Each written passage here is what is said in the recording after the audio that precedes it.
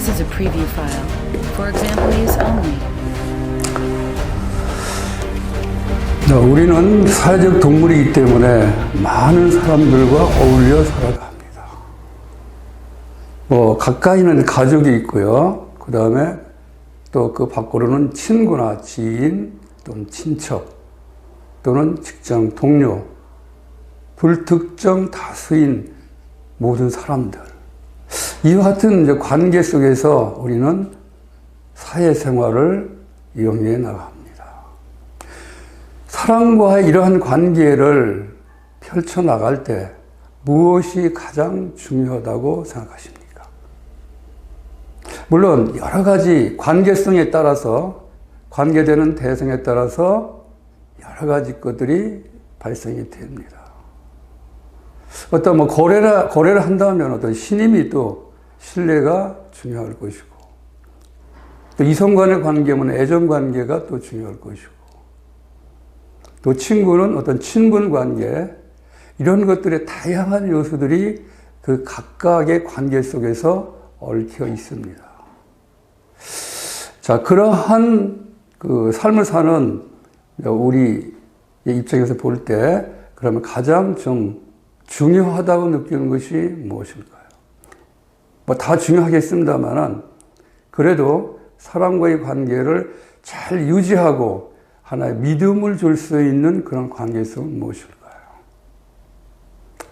여러 가지 있겠습니다만은, 그 중에서 그 의리라고 하는 그런 하나의 관점을 여기서 공부해 보도록 하겠습니다.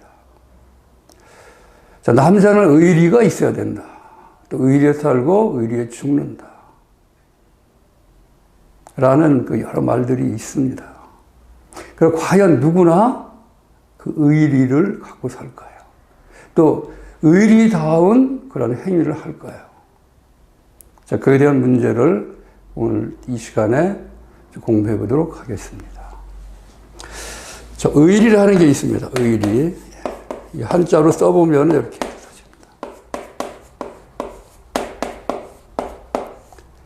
의자는 이제 옳을 의자입니다. 옳다는 겁니다. 그렇죠. 행위 옳든 말이 옳든 옳습니다. 그다음 리자는 다스릴 리자인데,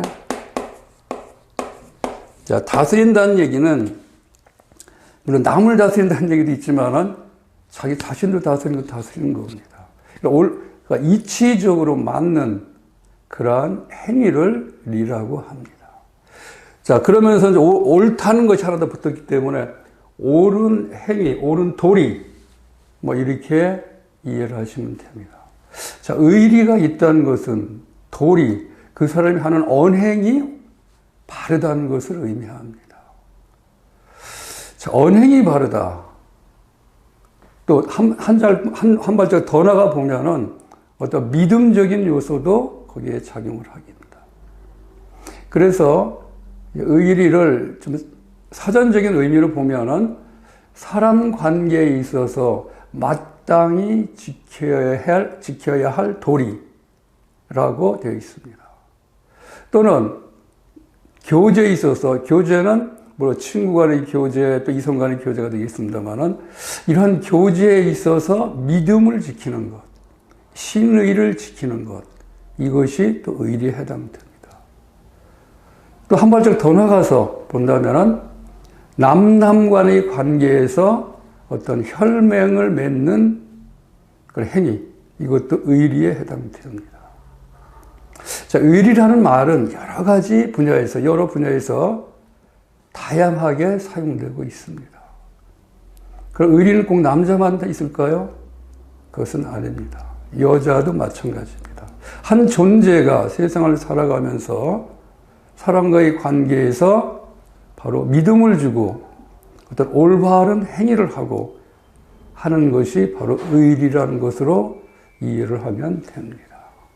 그럼 의리를 나타내는 사주학적인 그 기운은 어떤 것일까요? 자, 어느 한 존재, 상대가 의리가 있느냐 없느냐를 알려면은 그 상대와 어떠한 교류를 해보면 압니다. 만나서 이야기를 해보고 또 행위를 해보고 또 약속도 해보고 또 하는 어떤 그 행위를 주위에서 또 관찰해보고 하면은 의리가 있는 사람이다 아니다는 것을 알 수 있습니다. 그런데 이러한 경험을 통해서 알지 않고 또 아는 방법이 무엇이 있겠느냐. 그것은 사주의 구성 요소를 보면 알 수 있습니다. 사주가 어떻게 어떠한 기운을 갖고 있느냐를 정확하게 분석을 한다면 올바른 의리의 그 모습을 찾아낼 수가 있습니다. 자, 대부분의 사람들은 또는 사주학적에서 일반적으로 얘기하고 있는 의리를 나타내는 이 십신기운은 바로 관성이라고 얘기를 합니다. 관성. 그럼 과연 관성이, 사주에 관성이 있으면은 의리가 있는 것인가? 이걸 한번 따져보도록 하겠습니다. 자, 관이라는 것은 우리가 사회적으로 보면 어떤 조직체를 얘기합니다. 조직이나 단체나 또는 기관을 이야기합니다. 이 조직이나 단체가 일간한테 극이라고 하는 어떤 압력적인 행위가 바로 관성의 작용입니다. 자, 이렇게 했을 때 바로 여기서 명령이나 지시, 간섭이 이루어집니다. 그 다음에 압력도 이루어지죠. 압력. 자, 이 조직이나 국가 조직 같으면 어떤 압력을 주냐 하면 법으로서 압력을 가합니다. 이렇게 해야 된다. 하지 않으면 이렇게 된다. 거기에 따른 제재가 가해집니다. 또는 단체, 그렇죠? 뭐 사회단체 또는 뭐 회사도 하나의 조직이고 단체가 됩니다. 회사는 회사 나름대로의 사규가 있습니다. 그 안에서 생활할 때, 그 조직의 일원으로 생활할 때 반드시 지켜야 될 이러한 명령과 지시와 간섭과 압력되는 요소들이 존재합니다. 그러면은 이런 것들이 주어질 때 일가는 반드시 어떻게 해야 되느냐? 복종을 해야 됩니다. 복종. 받아야 됩니다. 그리고 이제 이것이 굴복으로 나타나겠죠. 그 다음에 또 충성으로도 나타납니다. 이것을 잘 행하는 자, 바로 충성스러운 존재가 됩니다. 충성이라 해서 뭐 거창한 것이 아니라 그 내리는 명령을, 그 요구를 잘 받아서 수행하는 겁니다. 이것이 충성입니다. 자, 이렇게 충성되면은 그럼 의리가 있는 것이냐? 한번 따져볼 필요가 있습니다. 자, 이건 사회 조직 안에서 일어나는 일입니다. 자, 조직체에서 지금 나라고 하는 위상이 여기 존재하게 됩니다. 그리고 나보다 위에 있는 상사가 존재하게 됩니다. 부하가 존재하게 되겠죠. 조직체는 반드시 이와 같은 세 개의 등급으로 나눠집니다. 나를 중심으로 해서 상사가 있고 부하가 있게 됩니다. 상사에게는 당연히 복종하고 굴복을 하게 됩니다. 왜 그러냐면 상사는 물론 자기의 개인적인 그런 명령이나 압력 지시가 아니겠죠. 나한테 그러한 명령을 내리는 바로 존재이기 때문에 그렇습니다.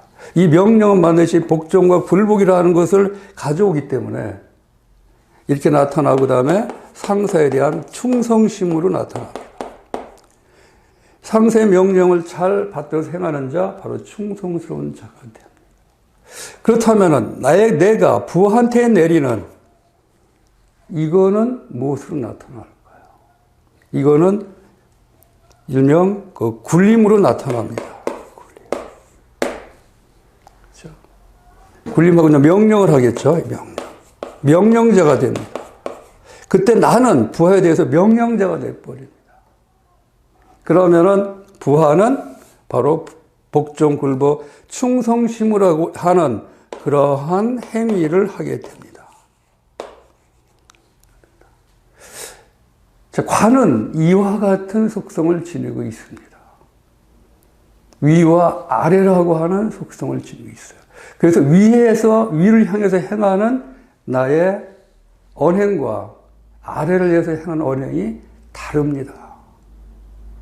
그렇기 때문에 이것은 의리로서 작용하지 않습니다. 물론 직업이라고 하는 그 특성이 갖고 있는 업무에 대한 지시와 명령에 의해서 이루어지는 거죠. 단순히 그렇습니다.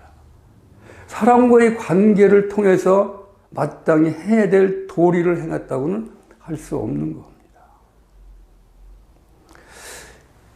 일방적인 이와 같은 행위는, 일방적으로 가야 되는 행위는, 그거는 일간으로서는 어떻게 할 수 있는 도리가 없습니다. 그냥 무조건 수용하는 겁니다. 수용하는 그 자체를 의리의 행위라고 할 수는 없다는 겁니다. 그렇기 때문에 관성은 의리의 요소가 아닙니다. 그렇다면 의리를 나타내는 요소는 어떤 기운일까요? 여기서 비겁이라는 그런 기운이 있습니다. 자, 비겁은 여기과 같이 화살표가 없습니다. 이거는 다른 말로 해서 쌍방이라는 얘기입니다. 쌍방이 아주 균형 있게 하는 교류, 쌍방에 대한 교류죠. 그리고 소통입니다. 교류와 소통. 이것이 가장 큰 요소입니다. 자, 교류와 소통을 하는 것이 비겁의 기운 요소인데, 근데 여기에 또 다른 요소가 바로 협력이라는 겁니다.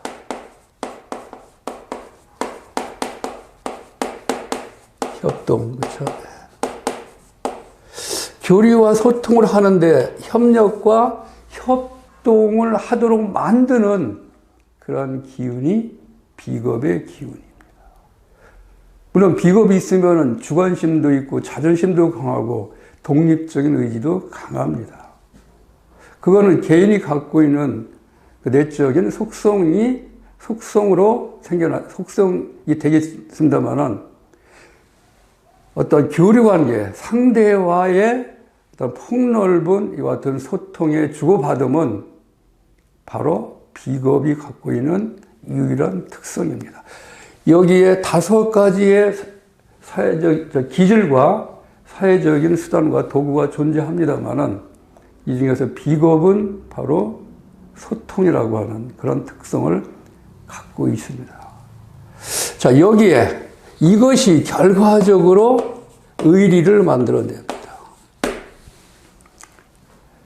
소통을 해서 협력을 하기 때문에 협력이라는 것은 내가 그 속에 들어가서 나만 바라는 것이 아니라 상대와 융화를 이루는 그러한 작업 또는 생활 환경을 얘기합니다. 이 협력적인 환경을 내가 내적으로 수용하고 있다는 얘기입니다. 지금 이걸 제외한 나머지 것들은 전부 일방통행입니다. 일방통행. 일방통행이기 때문에 내가 하거나 그렇지 않으면 내가 받거나 둘 중에 하나입니다. 그렇기 때문에 여기는 상대하고의 어떤 교류가 이루어지지 않습니다. 일방적인 것입니다. 오직 교류가 이루어지는 것은 바로 비겁입니다.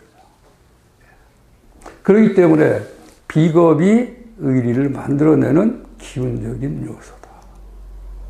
자, 여기에다가 이 식상이라고 하는, 이건 지우겠습니다.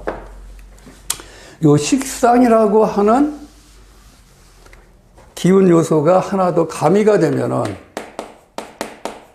자, 상대하고의 교류와 소통과 협력을 하는데, 이때 이 소통은 이해를 합니다. 이해를 하면서 교류를 하게 되고, 또는 배려를 하면서 상대의 입장에서 소통을 하게 됩니다. 자, 이와 배려라고 하는 이 엄청난 심리적인 작용은 바로 의리를 만들어내는 아주 더 강력한 그 접착제가 되는 것과 같습니다. 그렇기 때문에 이러한 관계 속에서 식상이 개입이 된다면 이 얘기는 무슨 말씀이냐면 이 일간이 비겁을 갖고 있고 식상을 갖고 있다면 그 얘기입니다. 그렇다면 이 의리라는 어떤 도리의 관계를, 사랑과의 도리 관계를, 믿음의 관계를, 이것은 믿음입니다. 믿음의 관계를 더 강하게 만들어냅니다. 물론 식상이 없다 하더라도 비겁만 있어도 그러한 의식으로 무장되어 있기 때문에 그러한 행위를 잘하게 됩니다. 자, 그러면은 하나 예로서 여기 사주가 하나 있습니다. 이 사주는 의리가 있는 사람일까요? 하는 것입니다.